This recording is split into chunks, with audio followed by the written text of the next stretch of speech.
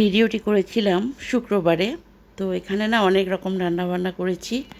তো এই তো এখানে চিকেন রোস্ট, চিংড়ির মালাইকারি, সেই সাথে আরও রান্নাবান্না যেগুলো করেছি, পোলাও, পোলাওটা বেশ ঝরঝরা হয়েছিল। তো তারপর সরিষা ইলিশ খুব অল্প মশলায়। তো এগুলো অলমোস্ট রান্নাবান্না হয়ে গিয়েছে, শুধু তখন পর্যন্ত চুলায় হচ্ছে মাংস রান্না করছিলাম। তো আর এক পাশে হচ্ছে চিকেন কাবাবগুলো ভেজে নিচ্ছিলাম। মেহমান কিন্তু ততক্ষণে চলে এসেছিল। আর মেহমান হচ্ছে ভাইয়ের শ্বশুরবাড়ির আত্মীয় স্বজন, শাশুড়ি মা, শ্বশুর, তারপর হচ্ছে ভাই বউয়ের বড় বোন, নানি। তো এনারা আসবেন আমার বাসায় দুপুরে একবেলা একটু আহার করবেন। তো তাদের জন্যই আমার এই আয়োজন।